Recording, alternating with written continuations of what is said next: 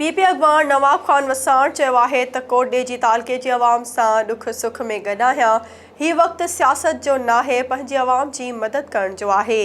SS news जे reporter Adnan Haidar लुंड मूजिबि कोटडेजी जे दौरे दौरान ॻाल्हाईंदे नवाब वसाण चयो त जिस्काणी दोदो ख़ान पलह ऐं नज़र मोहम्मद जिस्काणी ॻोठ जे नौजवाननि खे जस आहे जेके इल्मु खणी निकिरी पिया ऐं रोड ठही वियो। हुन चयो त बिलावल भुट्टो ज़रदारी जो हुकुम आहे त सिंध जी अवाम खे रिलीफ ॾिनो वञे। कोटडेजी ऐं कुंभ जा सहाफ़ी बहादुर आहिनि जिन हमेशह ग़रीबनि जो आवाज़ बुलंद कयो आहे। बरसात में मुतासिर थियल सहाफ़िन खे पिणु घर ठहिराए ॾींदासीं।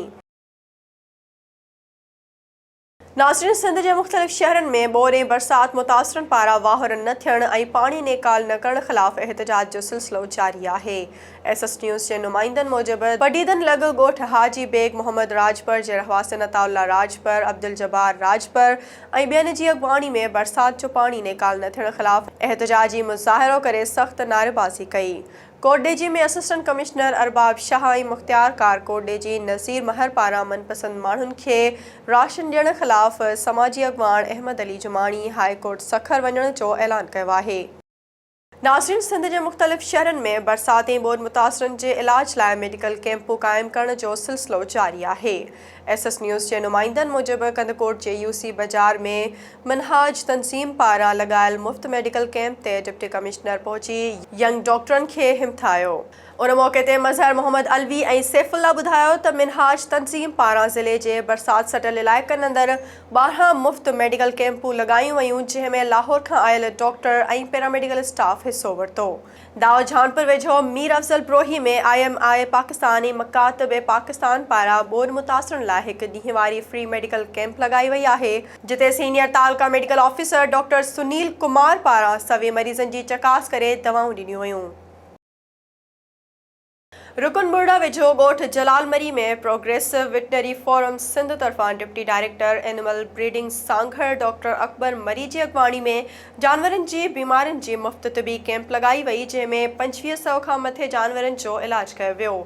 एसएस न्यूज़ जे रिपोर्टर जान मोहम्मद अबड़ो मूजिबि उन मौक़े ते डॉक्टर दोस्त अकबर मरी, डॉक्टर मुख़्तियार बबर, डॉक्टर मुबारक जतोई ऐं ॿियनि ॻाल्हाईंदे चयो त मुसलसल पवंदड़ बरसातुनि खां पोइ जानवरनि में चमड़े ऐं पेट जूं मुख़्तलिफ़ बीमारियूं पैदा थियूं, उन करे ही कैंप क़ाइमु कई वई। उन मौक़े ते doctor Kamaluddin Panhwar, doctor Amjad Umrani, doctor Abdullah Marri ऐं ॿिया बि मौजूदु हुआ।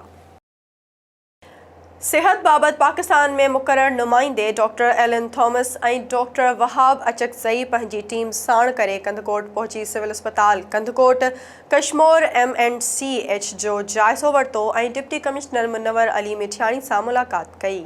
एसएस न्यूज़ जे रिपोर्टर मुश्तबा शाह मूजिबि मुलाक़ात दौरान बरसातुनि सबबि थियल नुक़सान, बीमारियुनि ऐं सिंध हुकूमत सिहत खाते ऐं WHO समेत ॿियनि हेल्थ पार्टनर्स पारां वरितल कोशिशुनि जो तफ़सील सां जाइज़ो वरितो। उन मौक़े ते DC ऑफिस में deputy commissioner doctor Alan Thomas खे ॿुधायो त सख़्त बरसातुनि सबबि शहरी ऐं बहिराड़ी जा माण्हू मुतासिर थिया आहिनि। उन्हनि लाइ सिंध हुकूमत ज़िले इंतिज़ामिया पारां टेंट सिटीज़ क़ाइमु करे समूरियूं सहूलियतूं ॾिनियूं पयूं वञनि।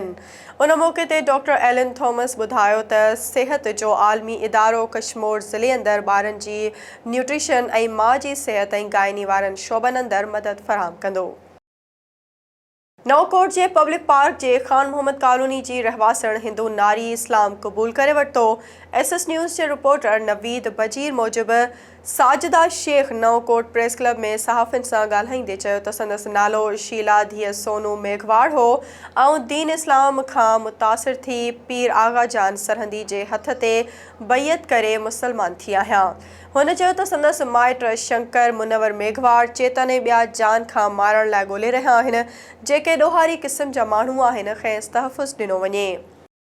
बांधी में थैलीसेमिया जे ॿारनि लाइ रतु अतियो करण जे सिलसिले में ब्लड डोनेशन कैंप लॻाई वई। एसएस न्यूज़ जे रिपोर्टर मोहम्मद हनीफ़ जमाली मूजिबि कैंप में 100 खां वधीक शहरनि रत जो अतियो जमा करायो। थैलीसेमिया केयर सेंटर नवाबशाह जे मैनेजर मुजीबुर रहमान ख़ासि खेली ॿुधायो त थैलीसेमिया केयर सेंटर नवाबशाह में 2500 खां वधीक ॿार रजिस्टर्ड आहिनि। उन्हनि सभिनी खे रतु, दवाऊं, खाधो पीतो ऐं लेबॉरेटरी जूं टेस्टूं मुफ़्त फ़राहम कयूं पियूं वञनि। त ब्लड हिकु अहिड़ी शइ आहे, न का ब्लड जी का फैक्ट्री आहे, न ई ब्लड असांखे ॿी कंहिं जॻह तां मिली सघे थो। ब्लड हिननि मासूम ॿारनि खे, थैलेसीमिया ॿारनि खे बि खपे त इंसाननि जो ई खपे। पोइ उन ई जे करे असां मुख़्तलिफ़ शहरनि में, मुख़्तलिफ़ ॻोठनि में, जेलनि में, पुलिस ट्रेनिंग सेंटरनि में, कोर्टनि में, माना ईअं खणी सम्झो त गली गली में वञी करे, ॻोठ ॻोठ में वञी करे हिननि मासूमनि ॿारनि जे लाइ कैंपूं लॻाईंदा आहियूं। हिते तक़रीबन 100 खां मथे हींअर ताईं बांदी वासियुनि बैग ॾिना आहिनि माशाल्लाह।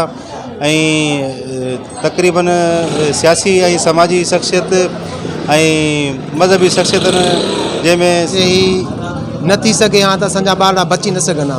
अॼु ॾींहं ते असांखे तक़रीबन छा चई सघिजे 7-8 साल असांखे गुज़री विया आहिनि इन हलंदे सिलसिले में, पर असांखे कॾहिं बि मायूसी हिन सेंटर में न मिली आहे, छो त असांजे डोनेशन मिलनि था, असांखे रत मिले थो।